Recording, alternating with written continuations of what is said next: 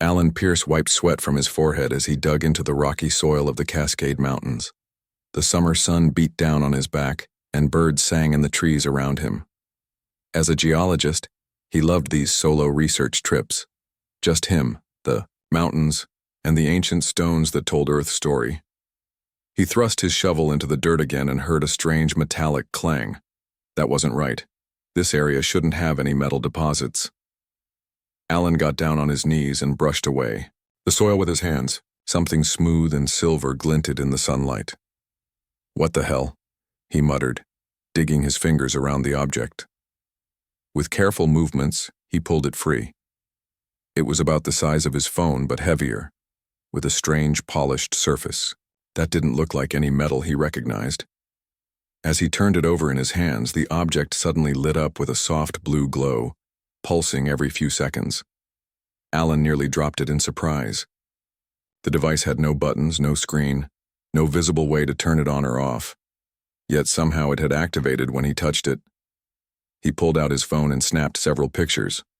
No service here, of course, but he could send them to his boss when he got back to camp. He slipped the strange object into his backpack and continued collecting his soil samples, but his mind stayed fixed on the discovery. That night, as he sat by his campfire, Alan studied the device again. The blue pulse continued at steady intervals. He tried pressing different areas of its smooth surface, but nothing happened. Whatever this thing was, it wasn't made by human hands. The next morning, Alan packed up his campsite earlier than planned. This find needed expert eyes. He hiked down to where he'd parked his truck and drove toward the nearest town with cell service. When his phone finally connected to a network, dozens of notifications came through at once. Most surprising were 5 missed calls from his department head and 3 from a number he didn't recognize. Before he could return any calls, he spotted 3 black SUVs speeding toward him on the empty mountain road. They formed a roadblock, ahead forcing him to stop. Men in dark suits stepped out, their faces serious and unwelcoming. A tall woman approached his window. "Dr. Alan Pierce, I'm Agent Kelly Dawson, Department of Homeland Security.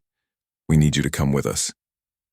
"How did you know I was here?" Alan asked, confused and a little scared. "The object you found transmitted a signal," she said flatly. "Please, step out of the vehicle." Alan's heart raced as he got out of his truck. "It's some kind of technology, isn't it? Not from Earth?" Agent Dawson didn't answer directly. "Everything in your backpack needs to be turned over to us. This is now a matter of national security." 2 agents searched his truck while another took his backpack. They found the alien device and carefully placed it in a lead-lined case. "Am I in trouble?" Alan asked. "No," Agent Dawson said, "but we need your help. You'll be fully briefed when we reach the facility." 3 days later, Alan sat in an underground room at a military base he wasn't allowed to know the location of. Scientists and military personnel had questioned him for hours about every detail of his discovery. Now he waited while important people decided what to do with him. The door opened and a woman in a lab coat entered. "Dr. Pierce, I'm Dr. Kate Miller. I'm leading the research team examining the object you found." "Have you figured out what it is?" Alan asked eagerly. "It's a probe," she said, sitting across from him, "and it's definitely not from Earth." Alan felt a mixture of excitement and fear. "So aliens are real?" "Apparently so," Kate said with a small smile. "The device you found was collecting data about Earth, atmosphere, gravity, radiation levels, biological samples, and when you removed it from its location, it sent that data somewhere." "Where?" Alan asked. "We don't know exactly, but very far away." Kate pushed a tablet across the table. "This is what we've translated from its data banks." Alan looked at the screen. There were scans of Earth's atmosphere, water samples, soil composition, and lists of various animal and plant species. At the bottom was a designation, classification, Deathworld, Class 15. "What does that mean?" Alan asked. "We think it's how they categorize planets," Kate explained. "And from what we can tell, Class 15 is the highest, or worst, rating." "They think Earth is dangerous?" "Extremely dangerous. To them at least. Across the galaxy, in a vast space station orbiting a blue gas giant, The Classification Committee of the Galactic Federation received the automated report from Earth. 6 alien beings sat around a circular table, each from a different species and world. Probe CV7932 has completed its survey of Sol 3, announced the chairperson, a tall, thin being with pale blue skin. Data shows conditions consistent with a Class 15 Deathworld.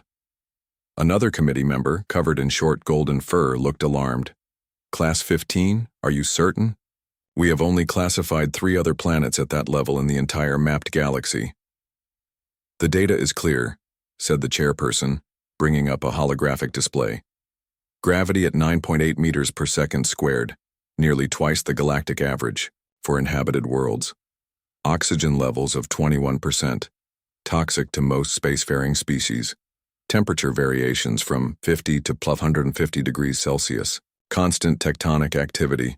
Extreme weather patterns. High radiation levels. Aggressive predator species. The list goes on. And yet, said a third member, whose transparent skin revealed flowing purple organs beneath, the probe detected an advanced civilization of bipedal mammals. They call themselves humans.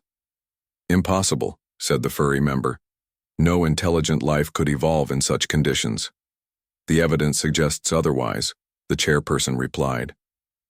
These humans have not only survived but built a technological society despite their harsh environment.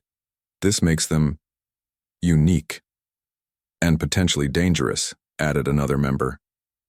If they can thrive in conditions that would kill most of us within minutes, imagine their resilience.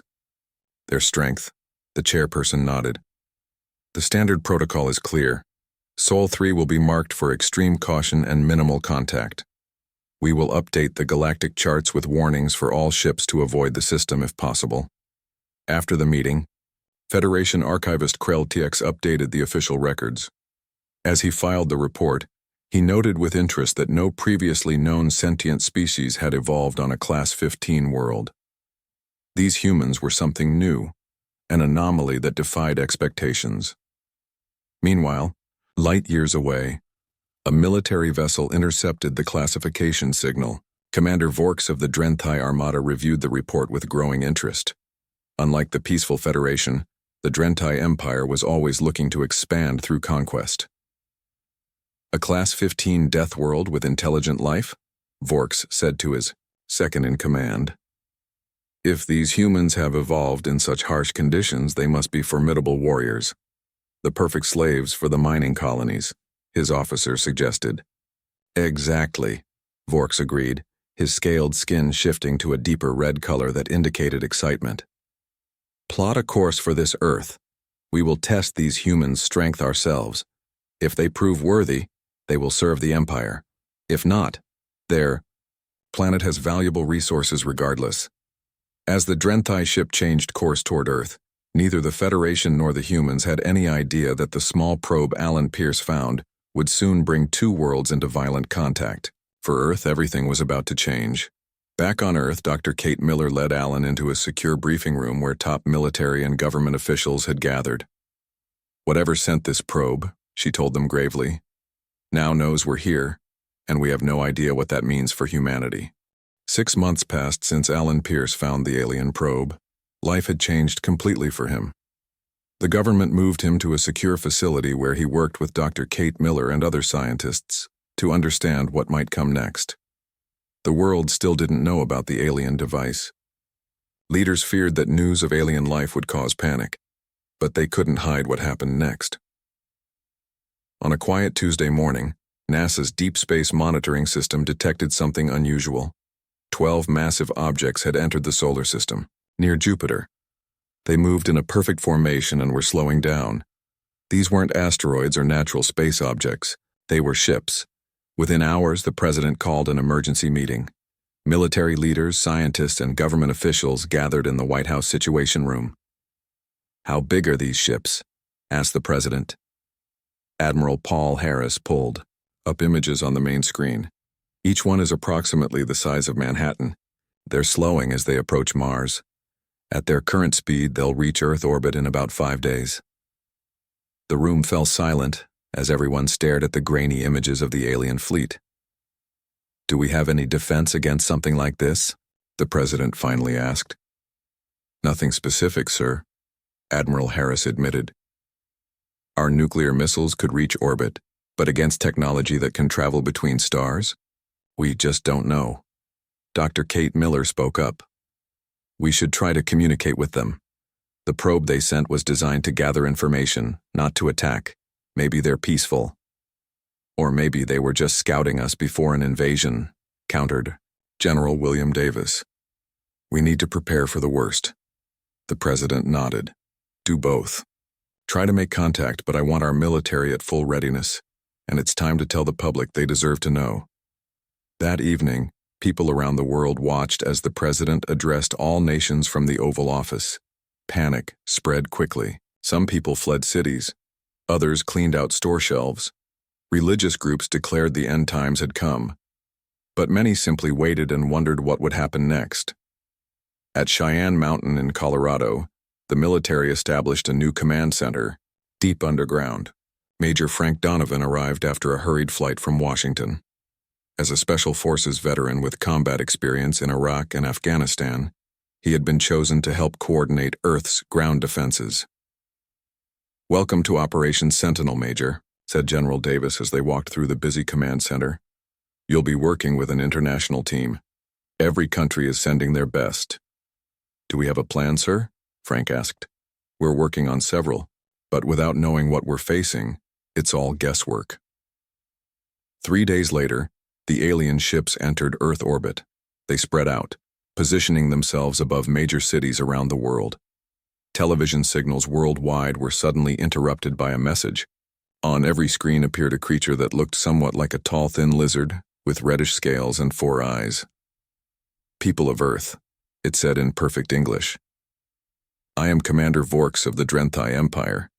Your world has been designated for conquest. We have determined that your species has valuable traits that will serve the Empire well. Surrender now and you may live as laborers under our rule.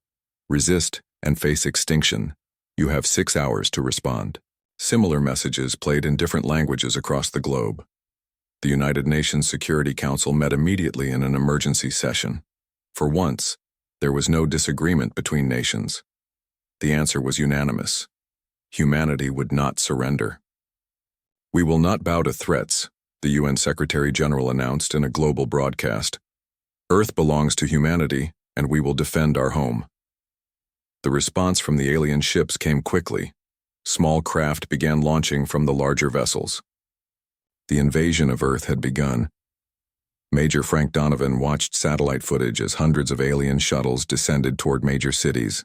New York, London, Beijing, Moscow, and other population centers were the first targets. They're going after our biggest cities, Frank said to his team in the command center. They want to take out our leadership and frighten the rest of us into giving up. In New York City, the first alien troops landed in Central Park. They moved in tight formations, carrying weapons that fired energy beams. Police officers who tried to stop them were quickly killed. But when the U.S. Army arrived with tanks and heavy weapons, something unexpected happened. The aliens struggled to move quickly. Their tall bodies seemed awkward and strained. Some of them wore breathing masks, suggesting Earth's air was difficult for them to handle. Similar reports came in from other cities. The aliens had better technology, but they weren't invincible. They died when shot, just like any enemy soldier, and they seemed weak in Earth's gravity. Frank studied the reports carefully. They're strong, but they have weaknesses, he told General Davis.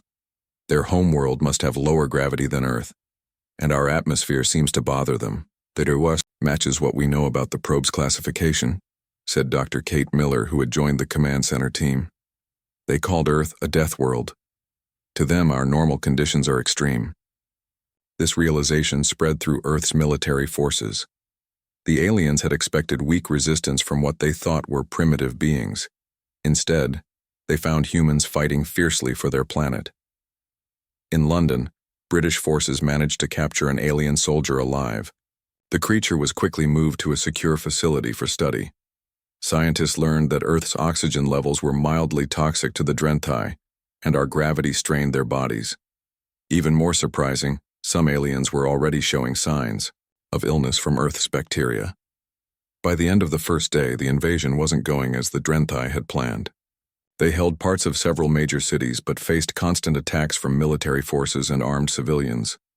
Commander Vorks watched from his ship with growing concern. "These humans are stronger than we expected," he told his officers. "Their weapons are primitive, but they move easily in this heavy gravity, and they show no fear." "Should we use the orbital weapons?" asked his second-in-command. Vorks considered this option.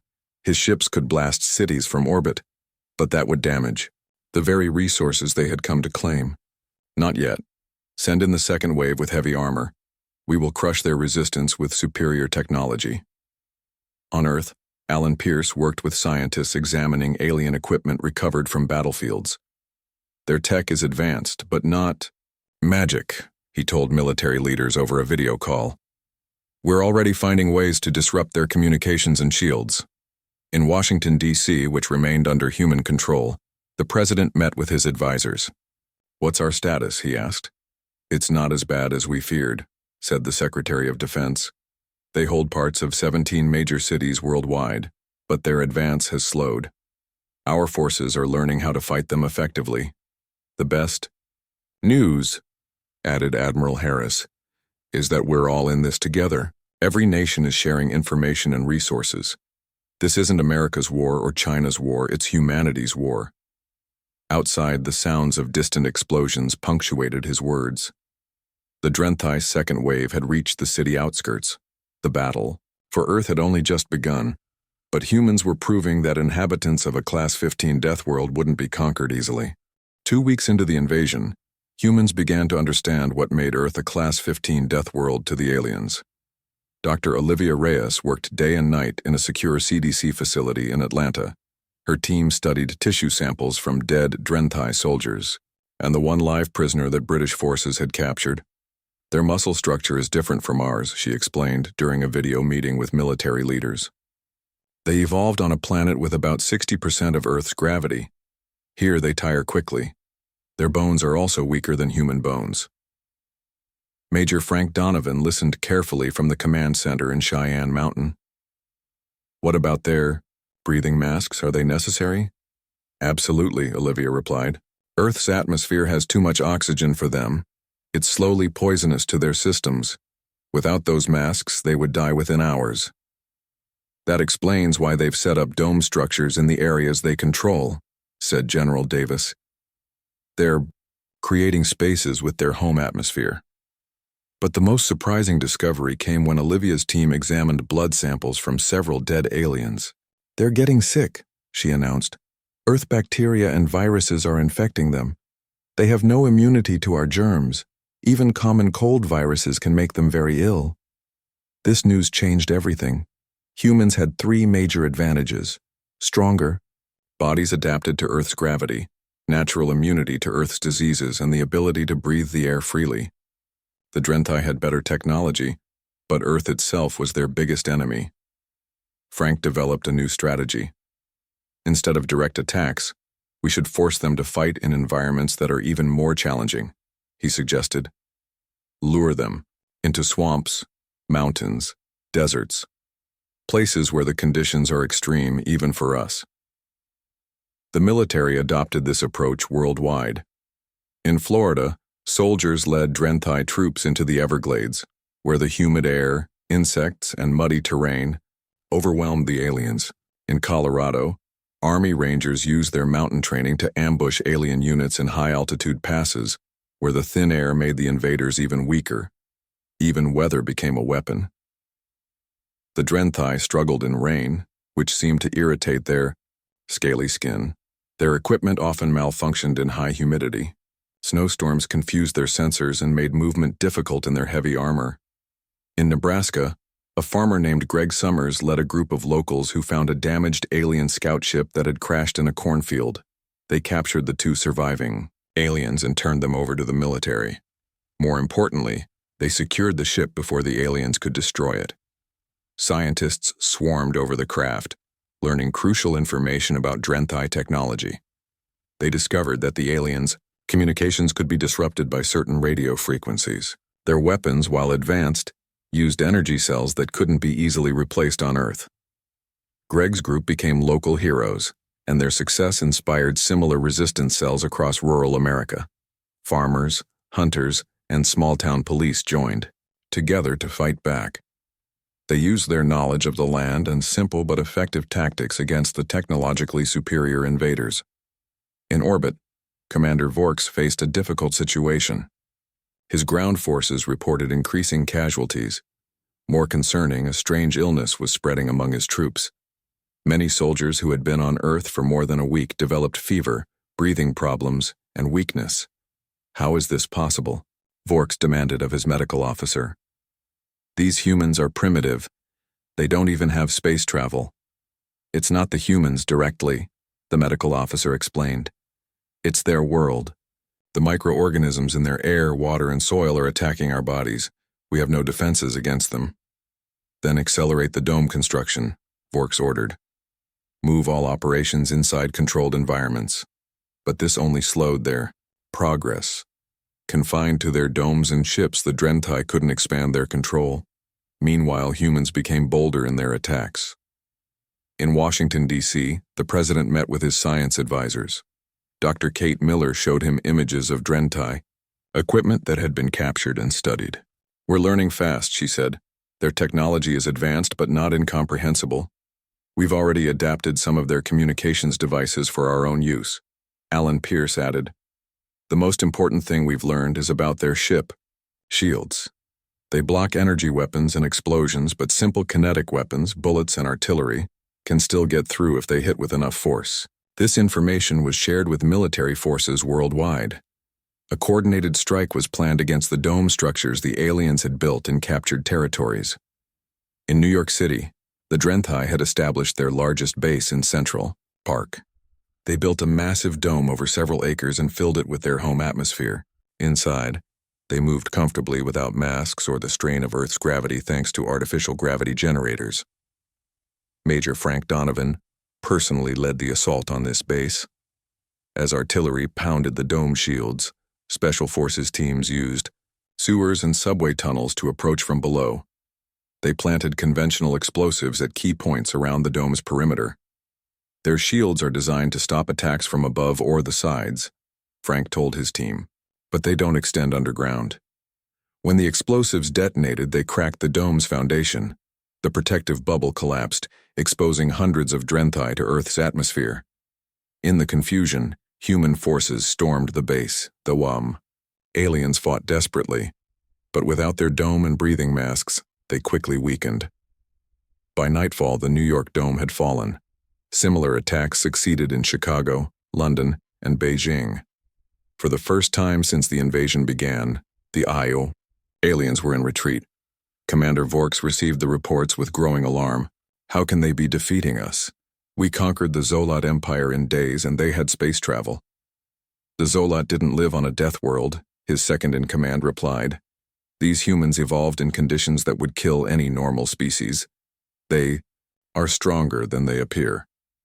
Vorks stood at the viewport of his command ship, looking down at the blue planet below. He had expected an easy victory and valuable slaves for the Empire. Instead, he found himself in a losing battle against not just the natives but the very environment of Earth. Prepare the orbital weapons, he finally ordered. If we cannot have this world, we will make sure no one else does either. But Vorks didn't realize that humans had already found a way to strike back at his ships.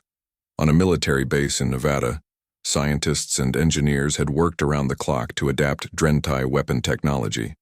They mounted the alien energy weapons on fighter jets and prepared for humanity's first counterattack in space. As Vorks prepared to unleash destruction from orbit, Earth was about to take the battle to the stars.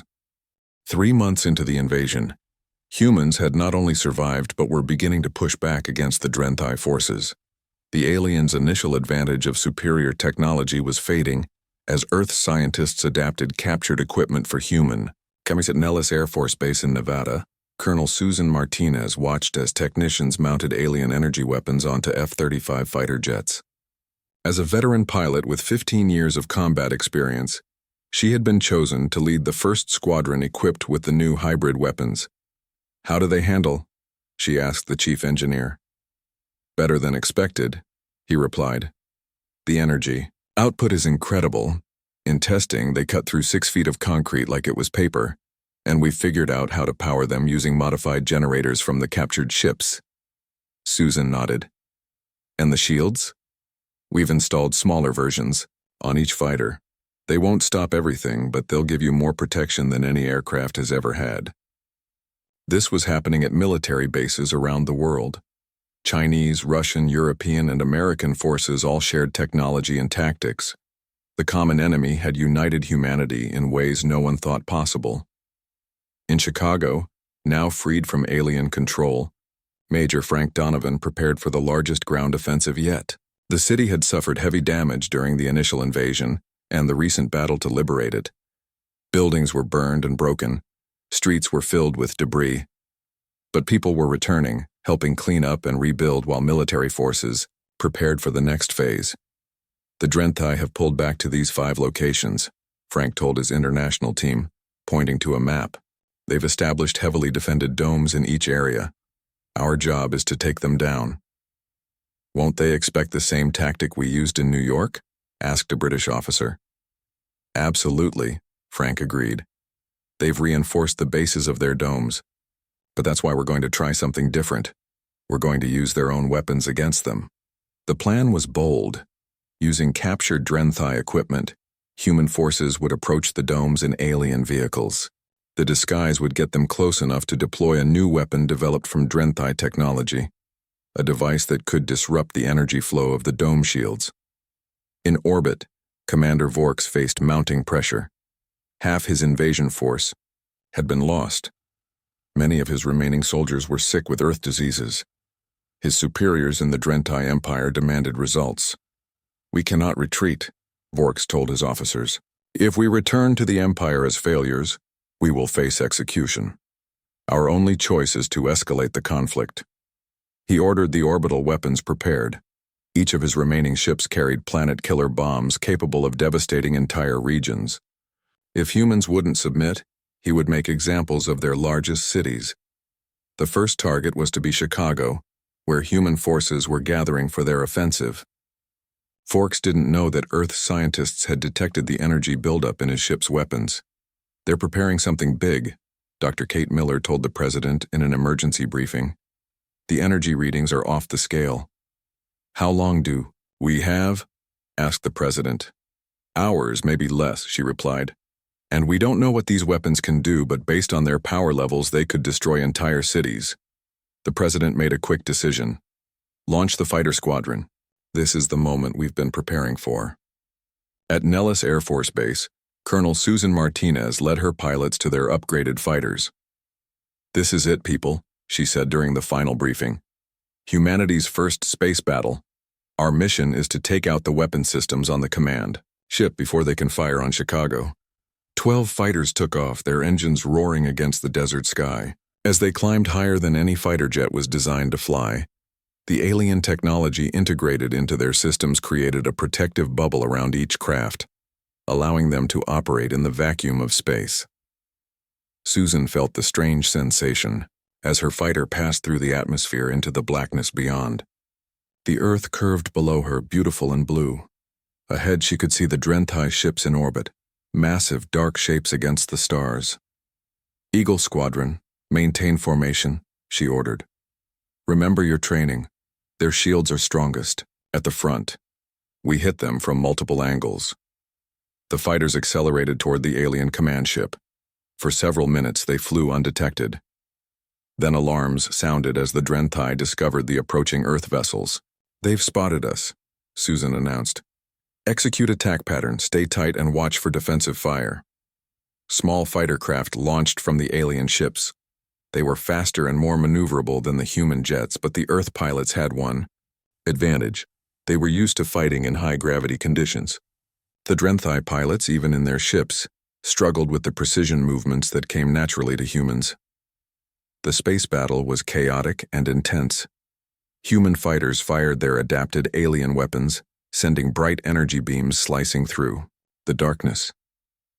Several Earth jets were hit and destroyed, but the remaining fighters pressed on toward the command ship. Susan targeted the large weapon emitter on the ship's underside. "That's the one charging up to fire on Chicago," she told her squadron. "Concentrate all fire there." 6 fighters converged on the target, unleashing their energy weapons. The alien shields flared and then collapsed under the sustained assault. The weapon housing cracked, and a massive energy discharge rippled along the ship's hull. "Direct hit," Susan called. "The weapon is disabled." On the command ship's bridge, Vorks was thrown to the floor as explosions rocked the vessel. "What's happening?" he demanded. "Humans," his officer replied in disbelief. "They've adapted our weapons and shields. They're attacking from space." "Impossible," Vorks said. But the evidence was clear on the monitors.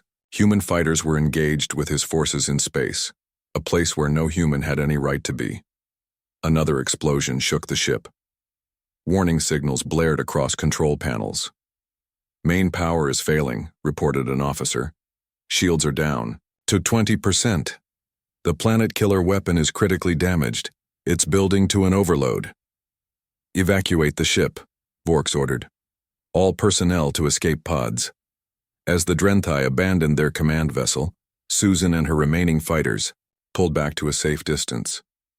The massive alien ship began to break apart, secondary explosions blooming along its length. Finally, the main power core detonated, turning the once mighty vessel into an expanding ball of light and debris. The explosion was visible from Earth's surface. In Chicago, Frank Donovan and his forces watched the flash of light in the night sky. "They did it," he said quietly. "They actually did it." The destruction of the command ship created confusion among the remaining Drenthai forces. Without Vorks's leadership, each ship captain made their own decisions. Some continued fighting, while others began preparations to leave the Earth system. The offensive against the Chicago Dome proceeded as planned. Using captured alien vehicles, Frank's forces approached the shield perimeter. When they were in position, they activated the disruption devices.